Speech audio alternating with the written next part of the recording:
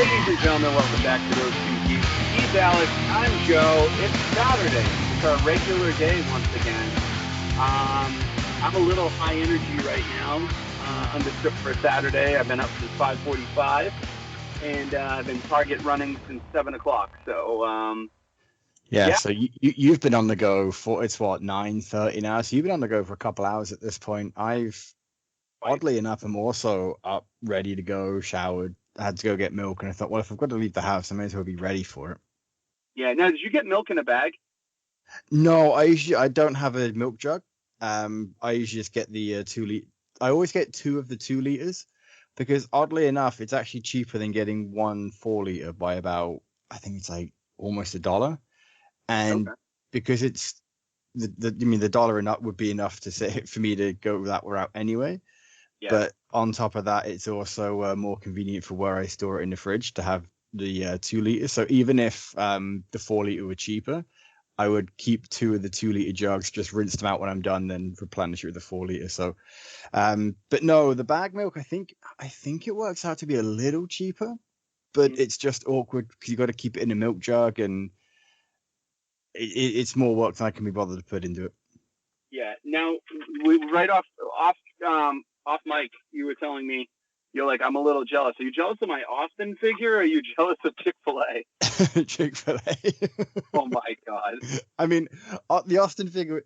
So the Austin figure is fantastic, but I don't collect wrestling figures, so that's something I fully intend to not get into because it would be a rabbit hole. Well, if I get Austin, well, then I've got to get like Brett.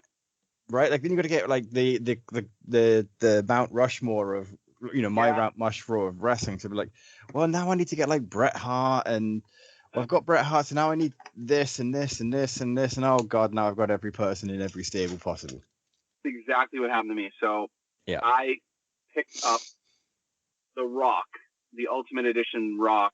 It was a Target exclusive. It was really hard to find. I picked them up this week online at Target with my Circle discount, and he looks phenomenal. And it's the Attitude Era Rock when he was in the corporation, when he had the tracksuit, which is probably my favorite era besides right now with wrestling. I go back and forth on what one I like better, but it's Does Stone Cold, is he putting his index fingers up? Yeah, they can't do the actual.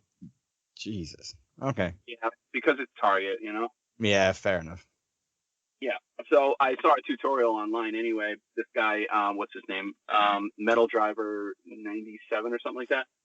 And he made middle fingers with like a hot knife and X-Acto. Yeah. Oh, yeah, it's doable. I mean, even if you did like with the gripping hand, you can slice down between the 2 fingers, and then it's just heat and patience at that point. Yeah. Sorry, I'm eating my delicious Chick-fil-A. You suck. I mean, I have tea, so I'm not complaining. So let's talk about the first things first. We got a lot. I don't have a time limit today. Brady's out of the car, which is nice, so we won't have any interruption. Oh, nice. I wanted to check in on the HasLab. We haven't talked that for a while. No, so I was looking at that last night. I didn't look at the backing number. So right now, again, 9:30 on the 7th of October, for those of you who keep track of when we record and when things are. 5,570 backers out of 10,000. So it's about 55%, 56% of the way there. Yeah, and 16 days or 15 days left? 16 days, 14 hours, and 22 minutes as of right now. Yeah, but who's counting? But right, yeah. It's just on the screen. So the thing is, thoughts I have on that, I was looking online yesterday or the day before, just looking at general thoughts and people's thoughts and opinions on what was going on. And from what I gathered, the majority of people who aren't backing it, I'm visualizing your head exploding, are saying that he's too big. Wow. Okay. Because now this is obviously a small sample size, and I mean it echoes what I had said, that Yes, it's a fantastic size. But if I was into Avengers, I don't want Giant Man going toe to toe with Galactus. Like he's basically going toe to toe with Galactus. So, like, I think that a lot of people had said that they would have rathered him be the same size as Super Adaptoid. Like, you could have used a Daredevil body mold, right? And because I think they have like a 12-inch Daredevil, or there's even a 14 to 18-inch Daredevil that you can use instead of this one. And I think that, yes, there's people saying, well, I mean, it's Giant Man, he's meant to be big, he's meant to be a centerpiece of the collection, but he's not. Because if you have an Avengers collection, right, if you're dropping $200 on Giant Man, you've probably already dropped more on Galactus. Right, exactly. Galactus is the centerpiece, and Giant Man is not the centerpiece, right? Like that's not. I don't think what this guy was designed to be. Yeah, exactly. Like, so I get what they're saying is that you can't have Giant Man going toe to toe with Galactus. He's too big.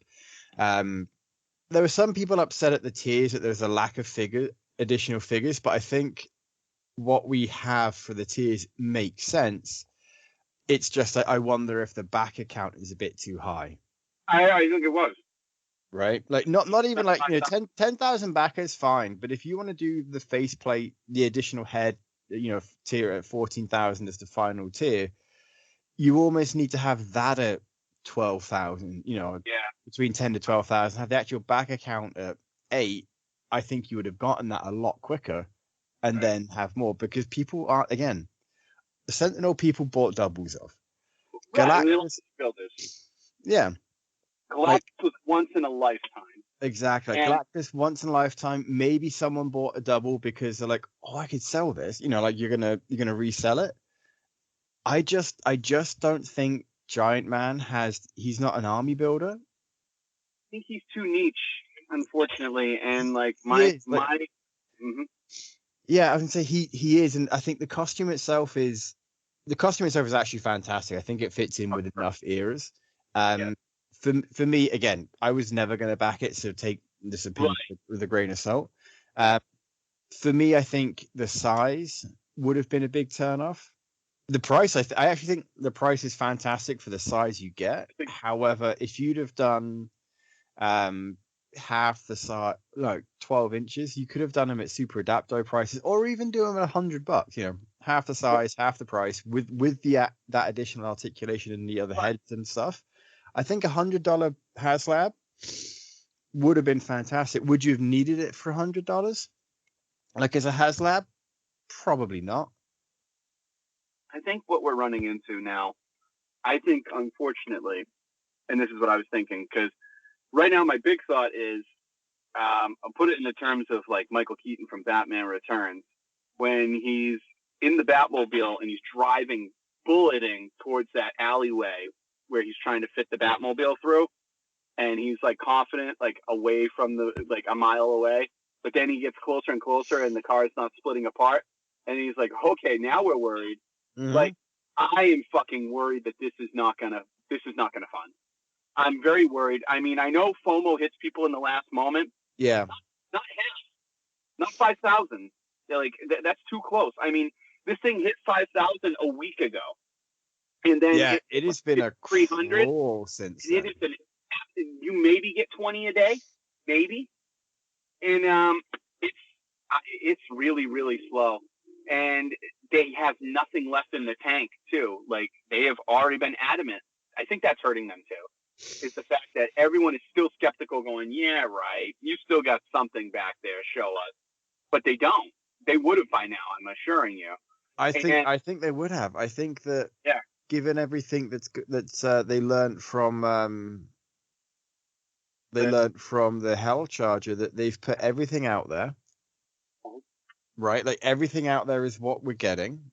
And if you don't like that, then don't buy it. And that's what I think. It's a shame, because I think people are voting with their wallet, and you obviously have the right to do that. Mm-hmm. I just think that it would have been far better if they had a lower backer point, because I think the 10,000 backers is about where it was. Yeah, like what was the Sentinel? The Sentinel wasn't that high up, was it? It was a much lower backer count. The backer count, I think, was 8,000. Yeah, I think you're right. I know it wasn't 10 because one of the tiers was 10. Yeah, I think it was 8. And that was the first time. That was the first HasLab out the gate. Something we've never seen before. No. The target for the Sentinel was 6. Okay, so 6. That is a perfect target. Mm-hmm. And if you could make the Sentinel, which was 350 on 6, there's no reason you can't make Giant Man. No. Now, I'm sure if he made the Sentinel today, he'd be closer to 4. Because, even in a few years, like in 4 years, that would have increased with plastic prices, then fine, whatever. But if you can do it with 6,000, yeah, like they had a stretch goal of 16,000 backers. Yeah. No, it's unfortunate because I think the Hasbro Marvel Legends team is snake bitten right now. I think they are the new Star Wars team, and it took Star Wars 2 HasLab sales to come up with a win with the Ghost. And, 2 in a row, 2 really blundering ones that really made them embarrassed. Marvel, I don't think, is built that way. I honestly think if this don't fund, you aren't going to see a Marvel HasLab again. I think they're just going to say, fuck it. The only one... Mm-hmm. No, carry on. I think we're going to say the same thing. No, because the only brand right now that I think is an absolute guarantee every time they HasLab will be G.I. Joe. I don't foresee them not getting a fund on anything they choose because they're so in tune with their fan base and their offerings that they make it, like the Dragonfly was a no-brainer. It was under, $300. Mm-hmm. It was packed to the brim, and it could be army built. That's the thing. G.I. Joe lends itself to buying multiples. So some of these numbers are, stacked because people aren't just buying one. Nobody, I don't care if you have scroll face, white antenna, black antenna, almost nobody, I shouldn't say nobody, but almost nobody is buying multiple Giants. Almost nobody, because it's not a prerequisite. Mm-mm. Galactus, like you said, Galactus is a be-all, end-all universal character in your Marvel universe. If you have like 40 legends and you throw Galactus in the middle of them on a table, boom, that's your display. Makeshift. Yeah. Whereas if you throw Giant Man in the middle of it, it doesn't make... Like, Galactus, again, works with every single legend that you have. Like, you've had the Avengers versus Galactus. You've had the Fantastic Four versus Galactus. Yeah. Do you know what? I don't know if you've had X-Men v Galactus, but I know you've had Wolverine versus Galactus. So, I mean, you could extrapolate that if you needed to. Right? Like, there's ways that you could do it. Like, oh, hey, Galactus is a world-ending threat. Any one of these characters would stand against him. If you have like if you have DC figures at scale with Legends, also would go against Galactus because that's who Galactus is. Marvel vs. DC, yeah. Right. Whereas if you've got Giant Man, well, he doesn't really have the same world-ending threat because he's a hero as any others. And if you don't get the Skrull head, well, then he's not exactly a villain either. And Giant Man at that size, again, for me, your mileage may vary. He's too big. I think he's perfect size because he's under the Sentinel, which is under Galactus. To me, he's 7 inches under or 8 inches under Galactus. I'm fine with that. But I understand maybe you could have got away with 20 inches, 22 inches instead of 24. Okay, I'm fine. Because he's what, 3 inches shorter than the Sentinel? He's what, 23 inches? Yeah. No, he's 24. So he's 2 inches shorter than the Sentinel. Yeah, my absolute lowest cutoff for Giant Man, I mean, think of the words giant. I would have been 18 inches would have been the lowest I went. And I would have been all right with that. I think for a HasLab, yes, 18 inches is the lowest that they should have gone. Not for 200. 150 would have been fine. Mm-hmm. But here's the issue. They had nothing. Like, this was the worst. This was a Tony Khan kept secret, right? This is like a big announcement that we knew a year in advance. We knew it was coming. And while they knew we knew, they didn't do anything to change the perception. Like, normally, they complement these HasLabs and coincide them with other releases. They did nothing. Like, to me, the Void Wave that just went up that I pre-ordered the whole wave, listen, I could have done without, like, 3 of the characters in that wave. What would have made me really happy to order that wave would have been a Yellow Jacket. A fucking Yellow Jacket would have gone so far with making this a backer. This would come at least 2,000 to 3,000 with a Yellow Jacket announced. But they got nobody. And the thing is also, I think a lot of people are looking at it like this. I already got 3 Ant-Mans. I got variations of Scott Lang and Hank Pym. Like, Giant Man is another iteration. Like, if you never had an Ant-Man in your collection and Marvel Legends is this the first time they're touching the Hank Pym character, I think this would have backed. But the fact that we have other smaller, more affordable iterations, it's hurting it. And the other thing is, it's just the way that I love the Marvel Legends team. I really think they have a thankless job sometimes. It's really hard for them to please our fan base. We are Brian Danielson fickle people. We really are. And they have a hard time, but like they're unapologetic. It's the way that they're coming out about it. They're like, listen, this is what it is. If you want it, you want it. You don't, you don't. And the G.I. Joe team is so good at used car salesman you. You know what I mean? They're so good at, like, you don't have to get it, but I'm telling you, you really want it because, oh, if you have the Cobras and you have the Joes and you have this and you have that, this is good. Like, they sell you. And, like, by the end of it, you're like, oh, man, I need that. Whereas Marvel is kind of like, I think they're burnt out. I honestly do. I think they're just like, here it is. It's cool. You want it? Get it. If not, whatever. Like, it's Orange Cassidy from wherever wings. Yeah, it's like, well, if you want it, get it. If you don't, yeah, don't. And it's like, and I would love to see them succeed because they got really spanked with the Hell Charger. Rightfully so. That was mismanaged from the beginning, whether that was Jesse Felton's fault or whatever the hell that was. That was so bad. It was not cohesive. It was something that they threw together as they were going because no one can tell me, and I don't care if I interviewed them tomorrow, I'd be like, you did not have those offerings for those figures planned in advance. They were like scrambling. They're like, what do we have for a supernatural character? All right, let's throw it in. Yeah. You know what I mean? Yeah, like if you'd have done Vengeance as a character. Oh my God. Right? Like Ghost Riders who you haven't done or would might not be able to do, like the original Ghost Rider, the cowboy in a white cape. Do him with a soft goods cloak.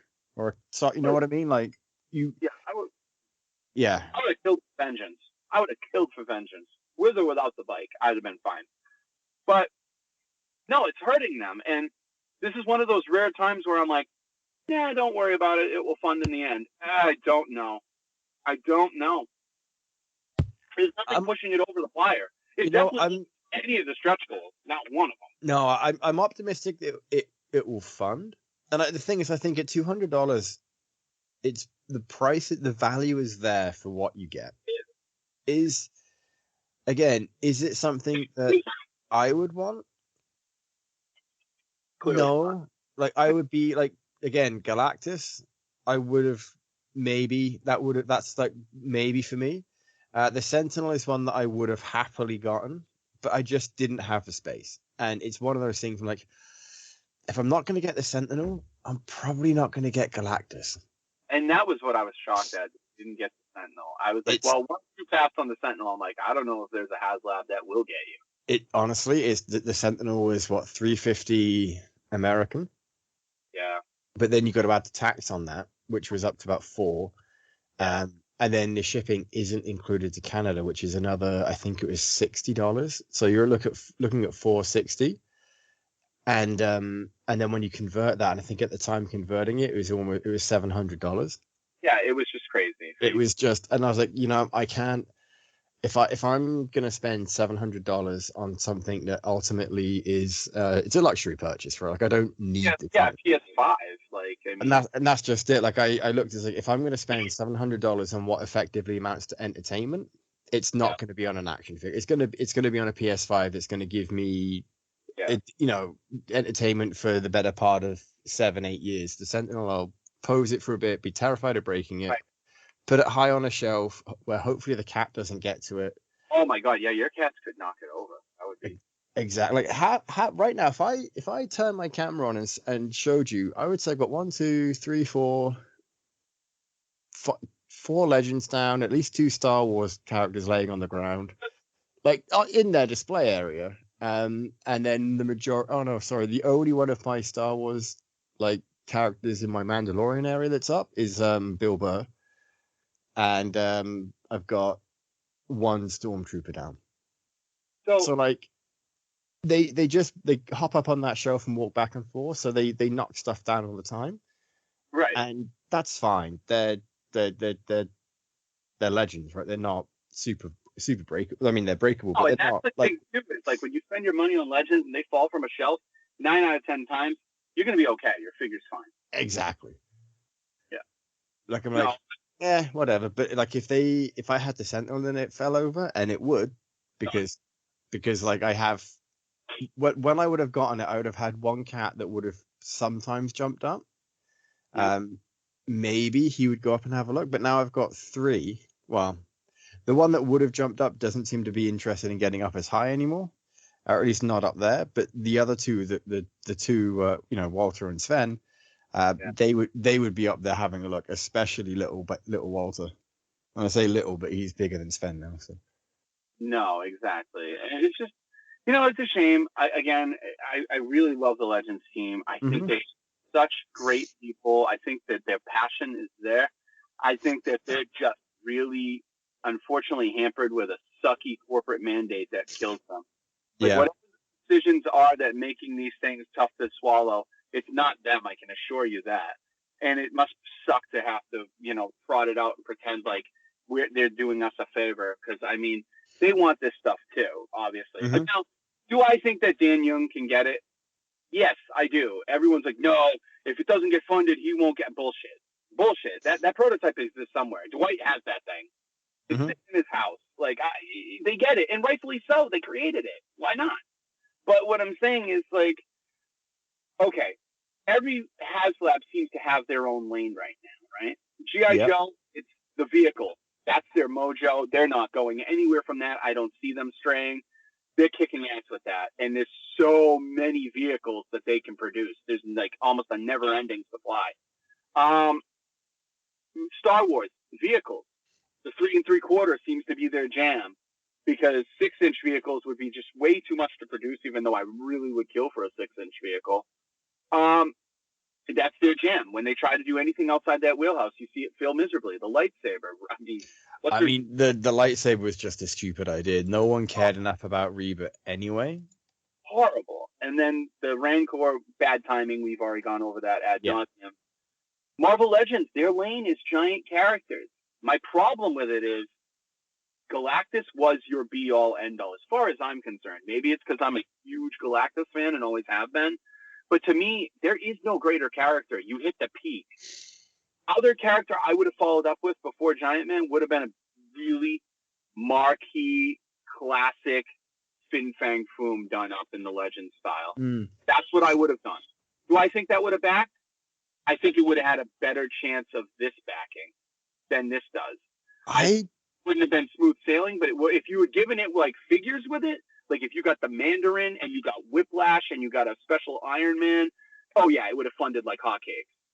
This has nothing but Giant Man, and it does hurt it. I get people saying, well, we don't want to lock them behind a paywall. There's 2 sides to that.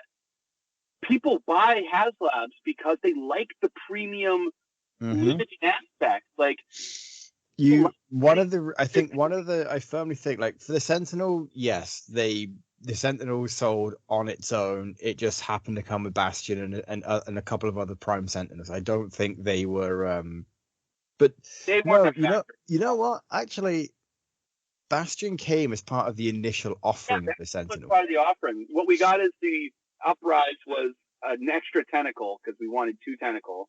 Yeah. And then we got the Master Mold head, which I fucking love. And now I'm going to go track down my Sentinel again because I sold it stupidly. I'm going to get it again. But, like, it was the first time you ever saw anything of that size, of that quality, and done in Hasbro. Yeah, so, you also got a female Sentinel too, right? So you did get another figure with it, I think. Yeah, but those weren't really, like, make or break. And they also were figures that no one's clamoring for in the main line. You notice that they didn't get re-released, right? Yeah. Oh, I would love those figures, but I'm not. Yeah, because you got the tier 1 was the alternate head. Tier 2 was battle damage.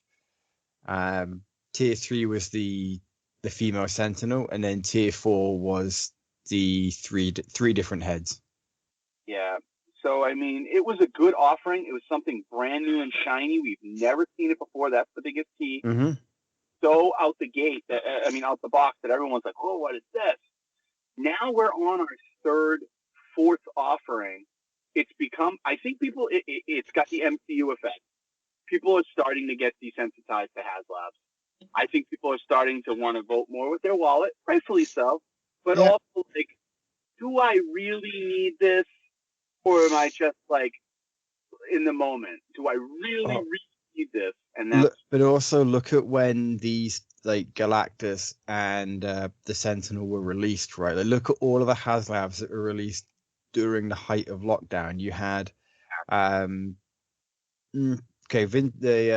Jabba Sail Barge came out earlier, and then you had the Unicron. So I'm saying when he shipped in 2021, so he would have come out sometime around 2020. Yeah. Sentinel was 2020. Razor Crest would have been, I think, early 2021. Galactus was early 2021. Victory Saber again, probably still somewhat early 2021, where people were still having that disposable income to, also the COVID income. COVID, and you're still isolated, and you want to feel better, and you want something. That was a big, big factor. Now that people are out to go vacationing again and all that stuff. Well, that's just like, if for the people that are buying HasLabs, like the disposable income that you would ordinarily have on things. I mean, look at my toy collection. It ballooned during COVID because I'm like, well, I'm not going anywhere. I'm not doing anything. I may as well, rather than be responsible and not spend. Right. I'll buy toys because again, like, it's the endorphin rush and makes you feel better. I think that had the Rancor come out a year before it did, I think that would have funded no worries at all. Yeah. I think what happened with the Rancor, and I like how we've made this a whole HasLab discussion. What happened with the Rancor was that very first stretch goal of that fucking cardboard cutout was just a slap in the face to everyone. We're like, oh. And then the Luke that everyone wanted behind the paywall, and knowing that Luke was coming later. So it hurt it. But like, true to the Marvel Legends so far, Morg hasn't been re-released. Frankie Ray Nova hasn't been re-released. Do I think they will be? Absolutely. Down the road, I do. But it will give it enough time. And like you said, people, I think just it's oversaturation. I was collecting HasLabs. Dude, I was backing every HasLab from every brand for a while. And then I finally stopped. I didn't back one. And I was like, oh, wow. I don't have to be a completist for HasLab. This feels kind of good. And then once I did it, then I started getting more choosy. So, like, the first one I didn't back was the Victory Saber. Now, I liked it, but I was like, it's Transformer. I don't need it right now. I'm okay. And then I backed the Deathsaurus, of course. And how much was Victory Saber? $174. See, that's also a good. I mean, look at what you know. I know the licensing things. Hasbro owns Transformers, so they can be a bit more cost friendly with it. Right. But still, you're looking at Victory Saber for what you get. Like 174, I think, is a spectacular goal for or price and for everything that you get with that. And then you get what? Like the tiers were, a stand, which makes sense. You get a blaster cannon. Yeah. And what I assumed, I'm looking at it, what I assume to be little mini cars that come with it. So either mini Transformers or something. Yeah. So, I mean, it was a good offering. And then, like, Ghostbusters did the Proton Pack. That was a no-brainer for me. I wanted a Proton Pack since I was a little kid.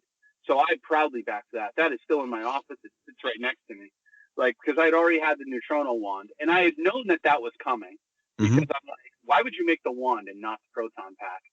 But what I didn't like was it should have just been one set. I think they really they were lucky at that because there was such a need for it.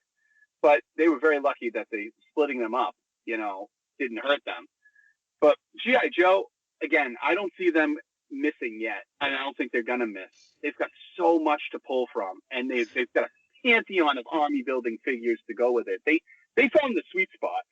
They know what figure to give without it being behind a paywall that makes people mad. They have that perfect balance where Marvel Legends doesn't, because if you choose a one-time, first-time character, like, you want to give us a character that's worthy of a HasLab that makes us go, oh, wow, I wouldn't get this anywhere else. But you also want to do it in a way that, oh, I'm not going to get this anywhere else. Now I'm pissed off at the HasLab. So, like, there's a fine line where the G.I. Joe stuff and their figures just lend to that format. Where Marvel Legends, it's like, oh, if you give me a Rachel Summers and with a HasLab, and then you give me the Rachel Summers with the Wave, maybe the one I really want is behind the HasLab, and people are going to get pissed. So it's tough with Marvel Legends. I am very genuinely concerned. I had thought that this would at least be 3/4 by now. The fact that it's like, we'll see where we are with 7 days to go. If this thing is not at 7,000 by 7 days to go, it don't have a prayer. It really doesn't, as far as I'm concerned. Yeah, I think it's interesting that of the HasLabs that have been produced, now I'm not counting Ghostbusters in this. Mm-hmm. The only ones who have not funded, based on Hasbro's website, Monster. Yeah, so there's Rancor. Funny enough, Cookie Monster's not showing here, but you've got Heroescape Age of Annihilation Vanguard Edition. Yeah. The Marvel Legends, the Engines of Vengeance. Yeah.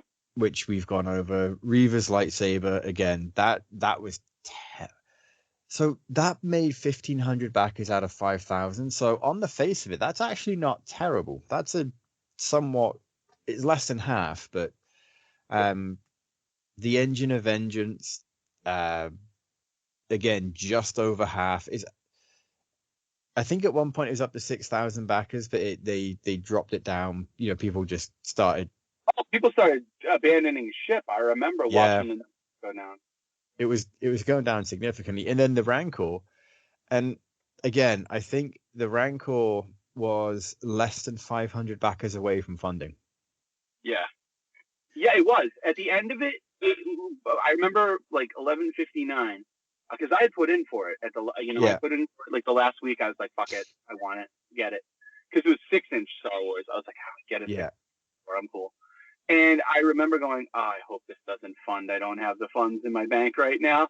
And I was like, but I really want it to fund. And it was like the worst thing. And all of a sudden, it missed it by like 500. And I remember the last couple minutes going, oh, this thing's going to actually hit. It's going to just make it. And it just missed. And to me, that was one of those, you got to remember, there was some funny magic with the Transformers Unicron. It didn't fund in the normal time. They had to extend it by 15 days. Yeah. So I think they should have done funny magic with the Rancor. I really do. I think you should have got 15 more days. I think so. Yeah, because it was tier 1 for the Rancor was a Gamorrean Guard, and I think that was an issue people had, was because you could already get a Gamorrean Guard. Well, yeah. What was the worst was like that week in Target, Gamorrean Guards were everywhere. Yeah, it's like what they should have done was half a Gamorrean Guard. Combine tiers 1 and 2, because tier 2 was the skulls and the cardboard cutout, which we've shared our thoughts on those a bit. Have half a Gamorrean Guard with tier 1 and combine that with tier 1. Yeah. Then you do tier 2 as the Rancor Keeper. Yep. And then leave tier 3 as it is. It's fine. And leave Luke as the final tier. Again, totally fine. Like, Luke with the Rancor does make sense. But I think had you added or switched out that early tier on the reveal, you probably would have had that fund a lot. I think it would have funded and potentially even made it up to at least one of the stretch goals. And once you start getting to the stretch goals, then people pile on. Oh wait, I can get Luke this way. I'll predict if they had switched Luke to tier 1, they would have funded. Yeah. I understand the thinking behind this. Like, here's my thinking. Maybe I'm not, because I'm not a marketing person. I don't get it. But this is what I would have done.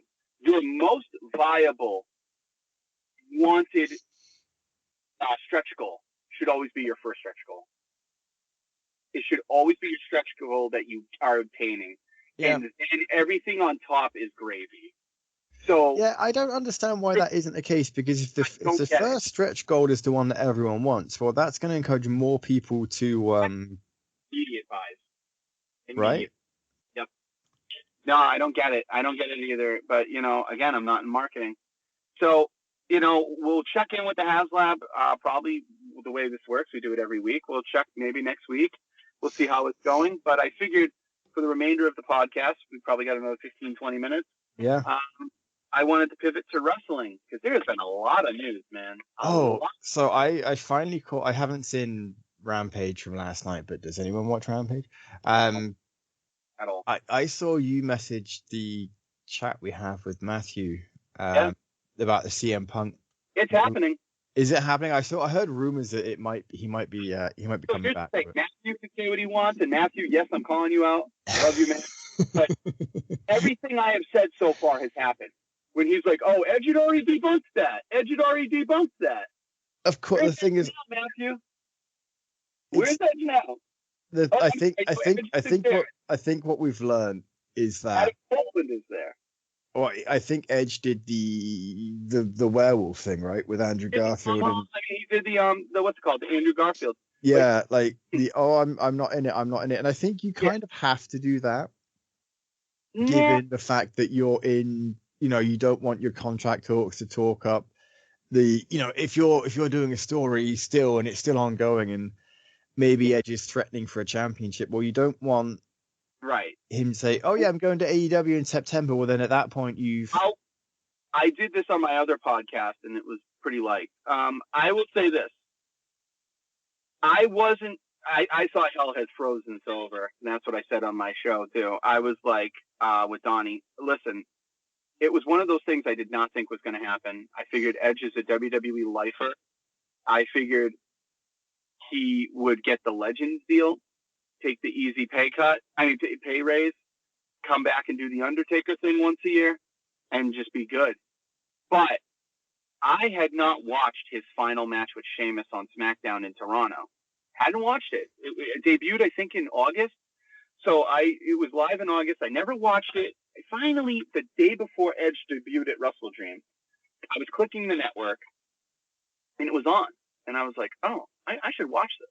Because I've heard so much about it. Everyone was talking about, oh, my God, it was such a match for the ages. The fuck it was.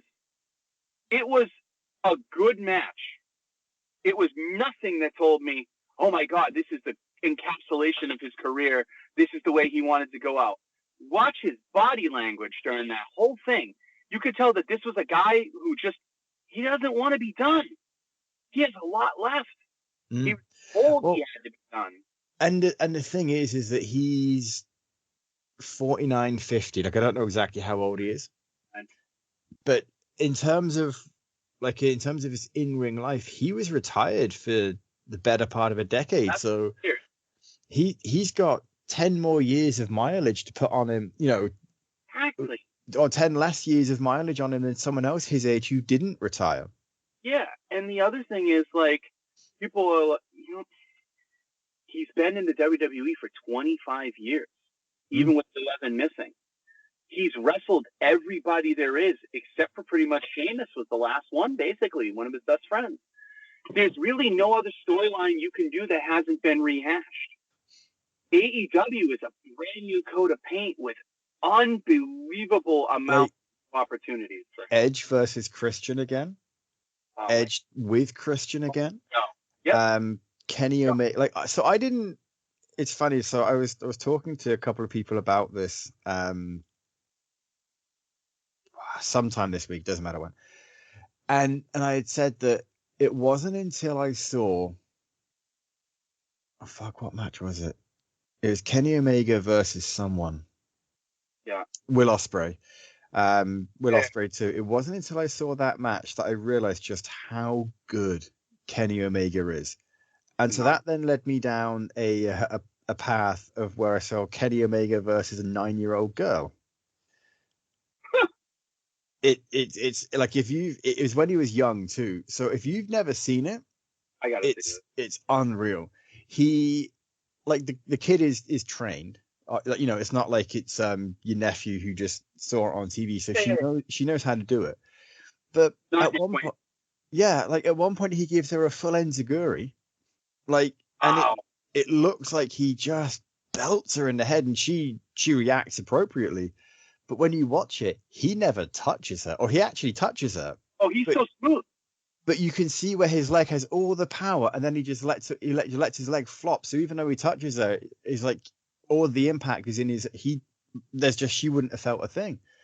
I'm like, this is a guy who, when he first came back, so I started watching AEW when he was out for his hernia surgeries and everything. So I didn't really know much about him. I hadn't really seen much. Yeah. He came back with the Young Bucks for the trios run, and after watching AEW for a while, I enjoy the Young Bucks on being the elite. I think they're amusing there. I'm not a fan of their ring style. And it's not because I don't like high flyers. Like, I have a lot of time for Ray Phoenix and Penta. I have a lot of time for like early Jeff Hardy these days isn't gonna around it, but like I have a lot of time for that style.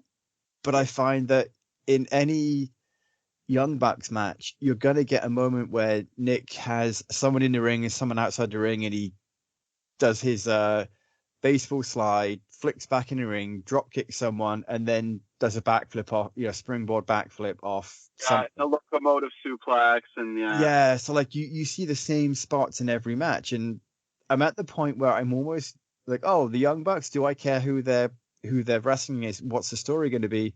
Don't really care. I'm gonna skip. Like, I'm at the point with the Young Bucks where I was with Jade Cargill, where unless it's someone who I want to see them go against, I don't really care. So like when Nick Jackson won the triple threat match with, that was terrible. I mean, it's one of those things where his reaction of I didn't think that was going to happen. Like, just like you can't. You're very talented, but I feel like his facial expressions in the ring just come off as pretentious. Right? Maybe that's just me, but I don't think he's as good at character work as, say, someone like I'm not even gonna I was gonna say Samoa Joe, who's the first person to mind, but like even someone like Trent Beretta or Chuck Taylor, someone who's not high up, lower down, Kip Sabian. Like, I just don't think he's as good at the character work as some of those guys. That said, like, I'm not saying that I wouldn't, that he's not a good talent. They very much are. It's just I feel like their characters are somewhat two-dimensional. Like, they just don't seem to have the same ring to it. So it wasn't until after Kenny, split from them in the ring and went back to singles that I really started to appreciate what Kenny brings to the table. He's so far better than them. And so, unbelievably. And so watching, and even Hangman Page as well. No. Now that you've started to see him show up again, the thought of Adam Copeland with Kenny Omega in the ring with Daniel Bryan, like Daniel Bryan is on his I'm on my retirement tour. Right. Edge versus Daniel Bryan. You've got Edge versus MJF. Edge versus MJF probably kill for. I can't wait. Like all of these matches, and I think with MJF versus Edge, I think it makes so much sense to build that program. Like, MJF is fantastic at building a program. I'm actually enjoying the Jay White and him. Oh, unbelievable! Yeah, I think that's great. This is where we're starting to get into the territory now where I can see MJF genuinely losing. Right, like we're at the point now where he's had the belt long enough that he could actually, the threats are more credible. Like Full Gear's a year. Yeah. And I know he said once he gets to a year, if he's not locked up by Tony Khan secretly right now, if there is a possibility of him going to the WWE, then I could see any match as a possibility of him losing. Yeah. Jay White, he's credible. I think Jay White is doing great stuff on the mic with him. Not because Jay White has amazing mic skills, but because he's approaching MJF in a way that no one approaches MJF. Yeah. He's like letting MJF hang himself with his own rope. It's at the point where MJF's mic skills are so good, it's actually detracting in this feud, where it's hurting him because it's showing how elite Jay White is everywhere else. And it's exciting. Like, I love it. I love how he's like, I think I messaged you. I didn't want to ruin it, but I'm like, watch this promo, because MJF was so used to him talking shit. And, he's a crass shit talker, and he's great at it. And it's one of our favorite things. But Jay White was so good when he came out. And he's like, oh, that's what I wanted. My own little MJF experience. Gotta tell you, Max, I'm really disappointed. And he's like, that's it? That's all? And he's like, I'm King Switchblade. And all he did was just keep building himself up. Didn't even talk about MJF. Just the way he approached the promo, where he kept building himself up tier by tier, showed that, oh, wow, this is the first time you're kind of seeing MJF in jeopardy. What I also think they're doing, and it's not a Tony Khan thing, I think it's an MJF thing, being so good at what he does. I think MJF is starting to see the fault in being such a good guy, so to speak. And I think something like Jay White's going to push him back to his evil ways. I think you're going to see the slow turn back to MJF going evil again, but it won't be until it's somebody that really is a face against him. Be that Bryan Danielson, be that Adam Copeland, whoever. It won't be Jay White. I mean, do I think Jay White's going to win it? Nothing's impossible. I am still sticking with MJF coming out of Full Gear, but not by much. No. Hey, do you know the only call you got wrong with Wrestle Dream was the guns? Yeah, dude, I was shocked that the Bucks kept that. I mean, the Bucks took that. Yeah, I same. Too. I think I got Guns and Darby wrong. Yeah. So let's go on to that. Wrestle Dream. Did you watch it? Oh yeah. I didn't like it. It was mid. Other than Zack Sabre Jr. and Bryan, which was really, really good. I don't like Zack Sabre Jr. though. I hate his face. I don't know. Something about him. I love the fact that I hate him so much. He doesn't sell well. He almost no-sells everything. It's kind of weird. But he's supremely smooth and talented. Yeah. No question. And then, listen, Tony Khan is the worst at keeping secrets. This is what I told you. He kept touting this new era. And I'm like, okay, he's got something big. Like, it's not just him making a giant sandwich on Dynamite next week. So he's got to be something. A new era. And I was like, what's an era? I'm like, oh, Edge was the rated R era. I'm like, nah, they wouldn't be that on the nose. And then when they made Darby and Christian Cage the main event of Wrestle Dream in Seattle, where it easily should have been Bryan and Sabre. Mm-hmm. That's what I would have went with, in all honesty. I was like, okay, if Edge does not show up at the end of this match, it is going to be a giant flop for Tony Khan. And I'll remember when we got painstakingly close to the end, I was like, oh my God, this could end with just a beatdown on Sting and Darby and be a shit show. And when he grabbed the one chair and then the other for the concerto, I said, nope, we're getting it. I was talking to my friend Billy. I was right next to him. I said, we're getting it. And he's like, you sure? I'm like, oh, we're fucking getting it. There's no question. I said, the fact that Christian's pausing. But what I thought was funny is, like, this makes no sense in booking wise. I was still happy as fuck. Believe me, I've watched it 3 times over at that. Yeah. The fact that Christian's still holding his chair up, and you get about 5 minutes of a promo of, like, our feature presentation and Adam Copeland driving through the desert to come to the arena. It doesn't hit Sting the whole time. It's like, and then Edge gets there, and it makes no sense kayfabe-wise that you would do a full entrance instead of running down and making the quick save. But it wouldn't have went over as well without that Do you know what it reminds me of? Like, I mean, I say reminds me of, I never saw it, but when Jeff Hardy debuted and he stopped in the middle of the ramp to dance and then go save Matt, like that's the we all know it's a show, right? Like that's what it is. And it makes the most sense for the show for Adam Copeland to just stop.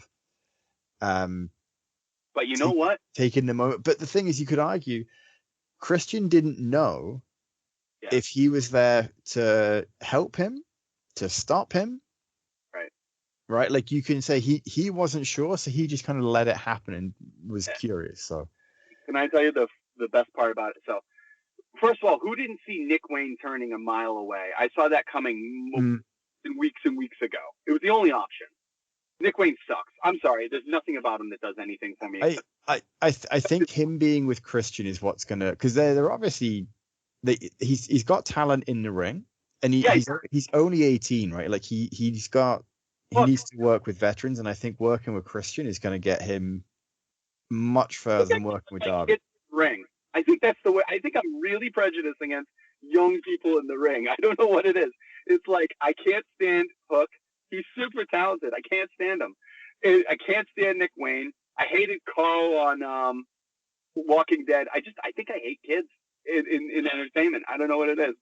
But no, my favorite part is one, they were smart enough to package Edge as the rated R superstar because the trademark elapsed and they got it. And two, they kept that theme. It was like when debuted and when Jerry, like, it's like if they had debuted to any other song other than that, I don't think it would have had the same impact. It's because Edge himself has the rights to it, not the company, right? And and his friends. Yeah, well, that's just it. Like they gave him the rights because he's there. Like he said, "Oh no, I'll bridge are my friends. Like they're my friends. Of course they are." And so then you've got instead of it, you think you know me, you think you know him. Yeah, it's Beth Phoenix doing the voiceover. So well done. But you know what's great? They kept the presentation exactly the same. So it's like this is what hurt Bret Hart when he went to WCW. He didn't come out to that iconic. He didn't come out to that. That hurt him. Also, their booking of him and waiting for him to debut hurt him so bad. They made him a mid-carder. But this is how you do it when you coach stars. Like when Punk comes back, he's going to come back to Cult's personality. Oh, of course. It's like it's synonymous with them at this point. And like my favorite thing about it is I got to say that Christian Cage is doing some of the best work of his career right now. Mm-hmm. And I love watching the scrums because the AEW scrums are so fun because especially since CM Punk is gone now. And I love Punk. I'm a marky mark for Punk, but he really made things tense all the time with Tony Khan and everybody in those scrums. You could just see the 100-pound weight off Tony Khan's shoulders every time he does a scrum now. But I love how you get like Bryan Danielson pulls back the curtain and tells you about the booking and tells you about the plotting of the spots in the ring and working with the talent outside, even though they're in a feud. Whereas Christian stays 100% kayfabe, and he looks like he's sucking a lemon the whole fucking time. And every time, I knew Edge was coming. I knew Adam Copeland was coming a month ago when they did the all-out scrum. When they said, hey, someone from Russell talk, blah, blah, blah. What do you think about the rumor that you might be joined by one of your old friends, Adam Copeland, soon? He goes, I have no friends. Except for Luchasaurus, I have no friends. And as soon as he said that, I said, they're getting Edge. Yeah. They're getting Edge. And he's working his ass off, and he's staying in character. And then Adam Copeland goes on the scrum, and he's like, yeah, the deciding factor was I was talking to my daughters, Ruby and Lyric, and they were like, Dad, why don't you go be with Uncle Jay and have fun? Meanwhile, Uncle Jay is totally going against the grain, like he doesn't exist.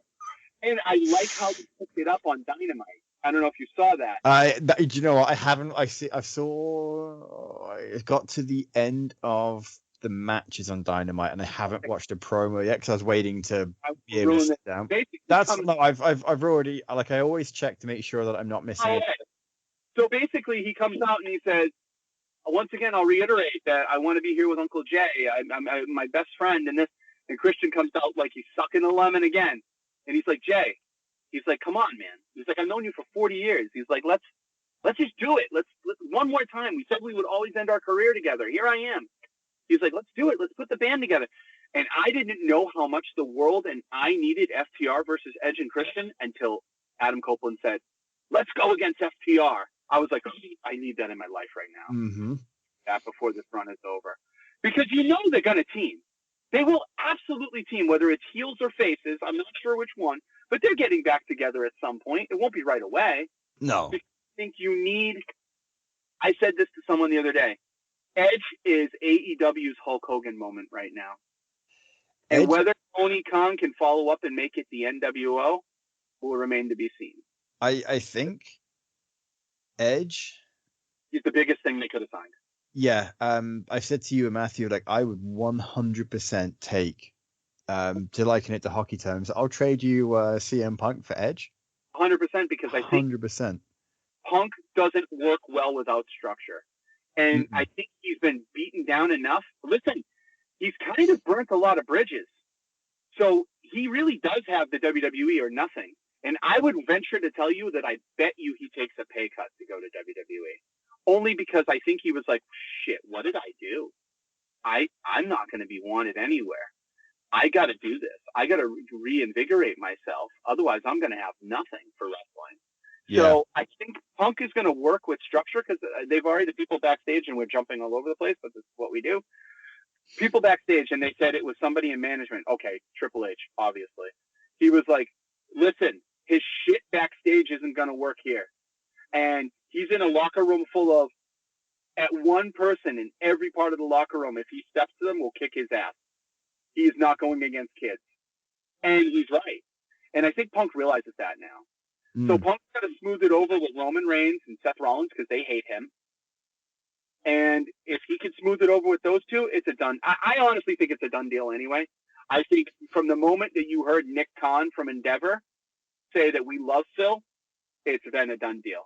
I think so, and I think that they, even just from the optics of AEW, Edge going to AEW, and the thing is, Edge went to AEW so amicably.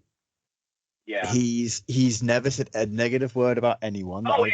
Genuinely happy for him, but I think he got the old man treatment. I think he got the, well, there's not much for you to do here. We're building LA Knight. We're building all these stars where you just don't fit into our bigger picture. Yeah. Would you like to come back once a year and do the Undertaker thing?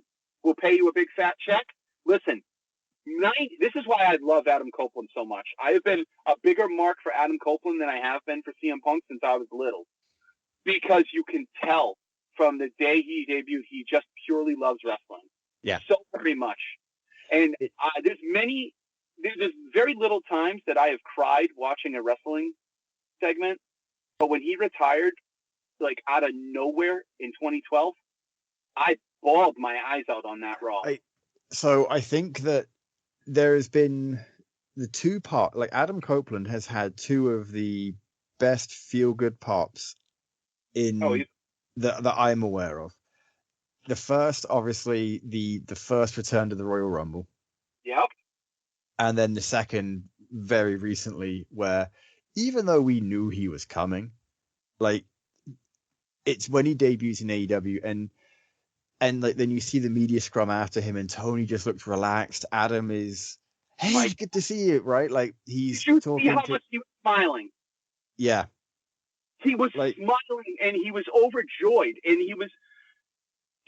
He would have kept going, talking to the reporters, because I was listening to it where there was a lady that came on clearly excited to talk to Adam Copeland, and she's taking a moment like you look like you're excited, like he's just being so human and he's laughing a lot and like this weird raspy laugh, like he just big dad jokes, like he was so excited. This is what makes wrestling to me. I've always been a huge fan of the backstage stuff since I was a little kid, since the day I met Hulk Hogan and The Undertaker in an elevator. And I got the dichotomy between the two, where Hogan stayed in character and Undertaker introduced himself as Mark, me and my friend, when we were 8 years old. That has always stuck with me for as long as I've lived. And I've been a fan of the backstage forever. Yeah.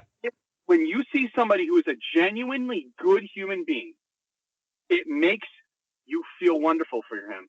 And the thing is, listen, he's had his past. Like, the shitbag stuff with him screwing Matt Hardy over with Lita in real life, that was dirty. But he was also a young, good-looking man.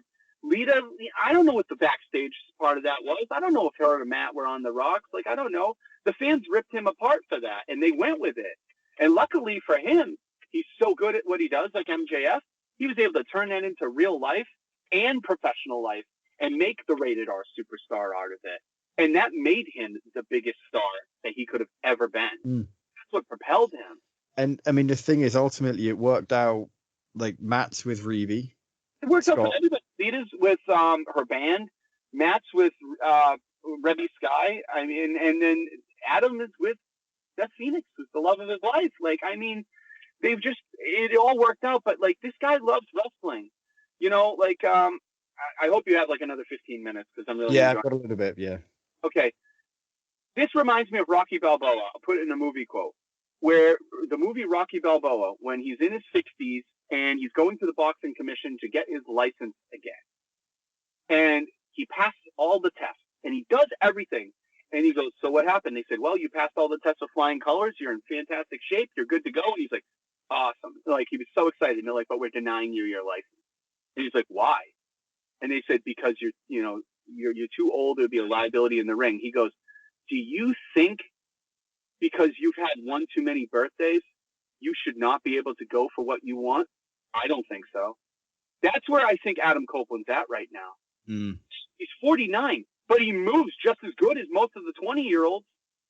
He's wrestling at an optimum level. He's the Tom Brady of wrestling right now. He, again, like to the point we were making earlier, he was out for 10 years.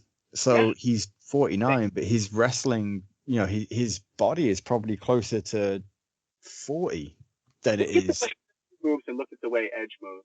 Yeah. Christian is doing phenomenal, brilliant character work. In the ring, he's good. He's not great. He's good. That's why he's with a Darby Allin. That's why Luchasaurus has been doing the heavy lifting. Adam Copeland is great at both. Mm-hmm. And he's still high level. And I've heard a lot of people, this is why I hate this tribalism in federations. Listen, I love wrestling, period. If WWE closed their doors tomorrow, I would watch every other company on the earth because I love wrestling. I am not loyal to one company. I love the genre with almost all my heart. So when I get to see different flavors and different shows, I'm all for it. Do I think WWE is possible to bring down? No. I honestly have thought about this. I thought about it this week. I would consider this is AEW's Hulk Hogan moment when they made the NWO. But even then, we saw, it went for 83 weeks. They were dominant. But then it just reverted back to the WWE. Some things are eternal. I don't think you'll ever beat the WWE. But that's okay. You don't have to beat the WWE to exist. They are undoubtedly the number two. Undoubtedly the number two. There's no one else that can challenge them. And I'm good with that. And I think Adam Copeland is good with that too. I don't think he cares whether they're number one in ratings or not. I think he just wants to put on the best product that he can put on. I think what's good to remember too is that not only does it ultimately, like when people say wrestling, they immediately think of WWE. And I think that's never going to change. No, it won't. What I think is important to remember is that they're different flavors, right? Like WWE is your meat and potatoes, whereas AEW is like a buffet where you've got AEW, then you've also got, oh, hey, we're also going to introduce you to NJPW and Rev Pro and all of these other things that we're not going to pretend don't exist.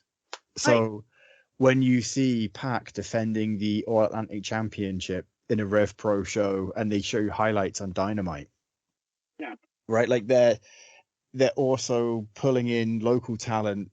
Yes, sometimes for squash matches, but they're pulling in local talent from when they're in the area. They're giving them a chance to, hey, how well can you sell? Because if you can sell well, then we can talk, right? Like how well do you handle yourself backstage? Because if that goes well, then we can talk. Like if you're coming in and you can learn a bit from MJF, from Adam Copeland, from right? Like all of these other people. So they're giving people opportunities that wouldn't exist otherwise. And I think Tony Khan with Ring of Honor, with AEW, and then his partnerships with the other federations, I think that's the smartest way to do it, is because he's opening the door for so many people. I think he's got to stop obsessing now about beating WWE. He can't do it. He just can't do it. You could have $1 trillion. You can't beat the WWE unless you have the WWE's branding, packaging, and everything. And it would be everything but the logo with AEW. The thing is, like, WWE have 50 years on you.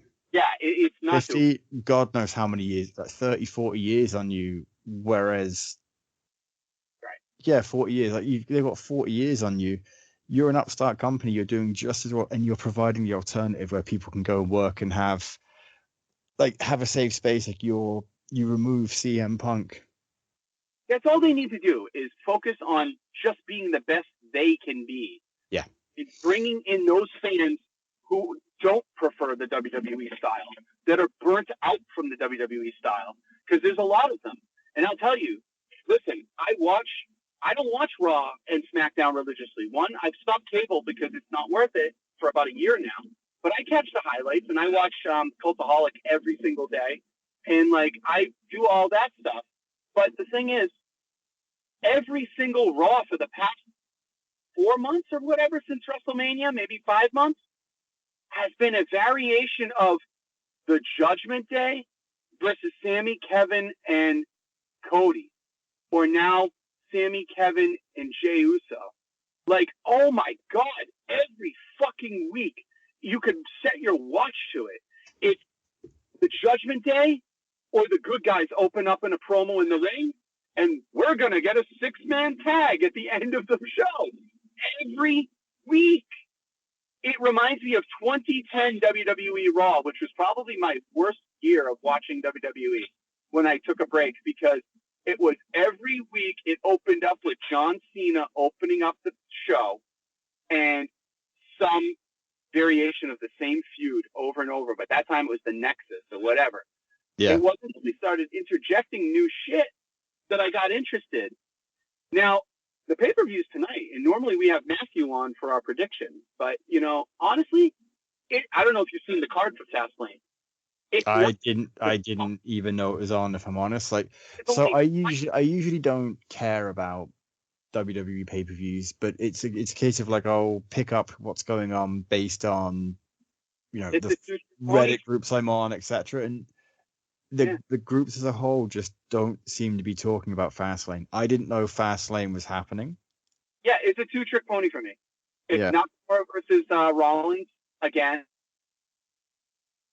I feel like you just got cut off, didn't you? Because we got this awkward silence. It was at about this time that I realized that Joe's phone had died.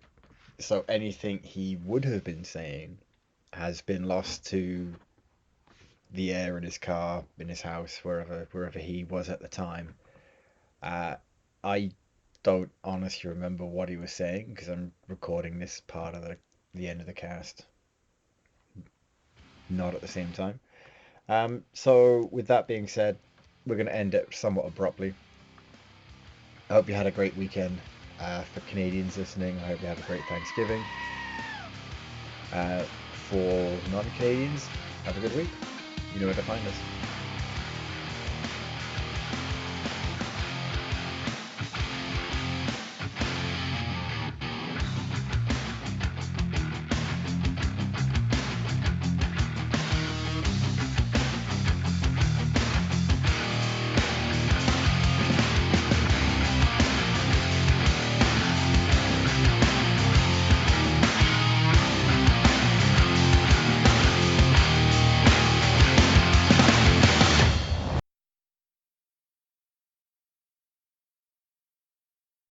Hey, thanks for watching the previous video from Graphic Policy Television. Just by watching, you help support our site. Thank you so much. Now, if you're watching these videos, you probably care about geeky things like movies, television, comic books, toys, games, video games. you name it. You can go and subscribe right now to our YouTube channel to stay in touch and catch all the new videos, or check out our website at graphicpolicy.com. There's a nice link on this end of the video. But as always, thank you for watching. Keep on rocking and keep it geeky.